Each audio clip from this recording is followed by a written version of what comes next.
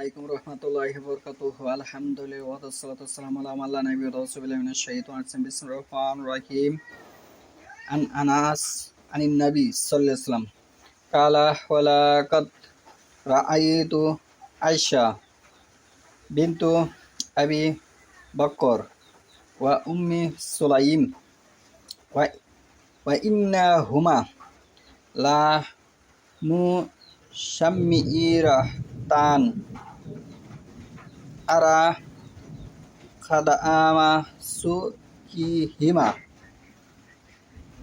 তানউজান কিরাআবা ওয়াকালা গায়রুহু তানকুলান কিরাআবা আলা মুতুনিহিমা সুম্মা তুফরিকানিহি ফি আফওয়াহিল কাউমি সুম্মা তারজিআন ফাতামলানিহা সুম্মা তাহজিআন ফাতুফরিকানিহা ফি আফওয়াহিল কাউমি।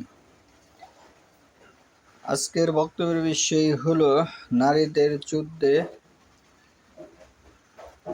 যাওয়া সম্পর্কে, পুরুষদের সঙ্গে যুদ্ধে অংশগ্রহণ করা। যে হাদিসটা তারাত করেছে সহিহ বুখারী 3 নম্বর খণ্ড 2880 নং হাদিস।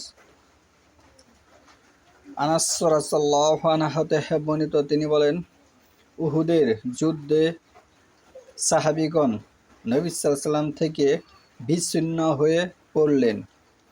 উহুদের যুদ্ধে সাহাবীগণ নবী সাল্লাল্লাহু আলাইহি ওয়াসাল্লাম থেকে বিচ্ছিন্ন হয়ে পড়লেন। আমি দেখলাম আয়েশা বিনতে আবু বকর ও উম্মু সুলাইম রাদিয়াল্লাহু আনহা তাদের আঁচল এতটুকু উঠিয়ে নিয়েছেন যে আমি তাদের উভয় পায়ের গহনা দেখেছিলাম। তারা উভয়ে মুশুক পিঠে বয়ে সাহাবীগণের মুখে পানি ঢেলে দিচ্ছিলেন, আবার ফিরে গিয়ে মুশুক ভর্তি করে নিয়ে এসে সাহাবীগণের মুখে পানি ঢেলে দিচ্ছিলেন। এখানে নারীদের যে যুদ্ধ অংশগ্রহণ, এই হাদিস দ্বারা স্পষ্ট হয়ে যায়। বর্তমান প্রেক্ষাপটে ফিলিস্তিনের যে পরিস্থিতি, ফিলিস্তিনি নারীরা যদি ইসলাম সম্পর্কে অবগত থাকতো তাহলে অবশ্যই তারা এই হাদিসের উপর আমল করত। কি করত? অবশ্যই তারা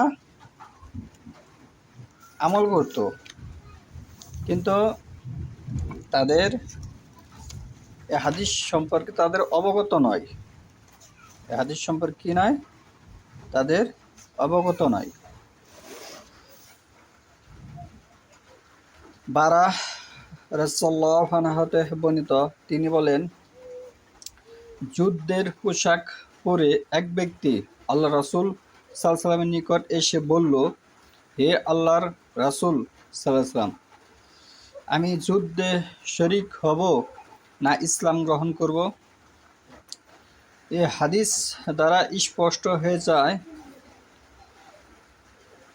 তিনি বললেন, আল্লাহ রাসূল সাল্লাল্লাহু আলাইহি ওয়াসাল্লাম বললেন, ইসলাম গ্রহণ করো, অতঃপর যুদ্ধে যাও। এই হাদিস দ্বারা স্পষ্ট হয়ে যায় যে যুদ্ধের চেয়ে বড় হচ্ছে ইসলাম। ইসলাম মানে নিজের কোনো এখতিয়ার নেই। ইসলাম শব্দের অর্থ হচ্ছে আল্লাহর কাছে আত্মসমর্পণ করা, ওহীর অনুসরণ করা, ওহী ব্যতীত কথা বলা, চলাফেরা করা যাবে না। আপনি ইসলাম মানে আল্লাহর কাছে বন্দী হয়ে গেলেন। আপনার ইসলাম, যুদ্ধের চেয়ে বড় হচ্ছে ইসলাম। এখন বর্তমান প্রেক্ষাপটে ইসলামিক খেলাফত নেই, এই কারণে আপনি যুদ্ধে অংশগ্রহণ করতে পারতেছেন না, বা যুদ্ধ করতে পারবেন না। কোরআনে দুটি বিষয় এসেছে, একটি হচ্ছে ফাসাদ, আরেকটি হচ্ছে কুতিবা আলাইকুম কিতাল, যুদ্ধ সেটি হচ্ছে ফরজ, যুদ্ধ যেটি সেটি ফরজ।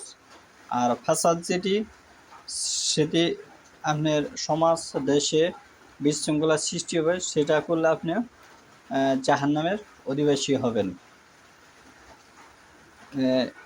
যুদ্ধ করলে আপনার ইসলামিক খলিফা থাকতে হবে, তার অধীনস্থে যুদ্ধ করতে হবে, যেটা হোল পৃথিবীর মধ্যে বর্তমানে নেই। সেটা একজন মুসলমান, প্রত্যেকটি মুসলমানের কর্তব্য ছিল তাদের অতি প্রথম একজন খেলাফত থাকার।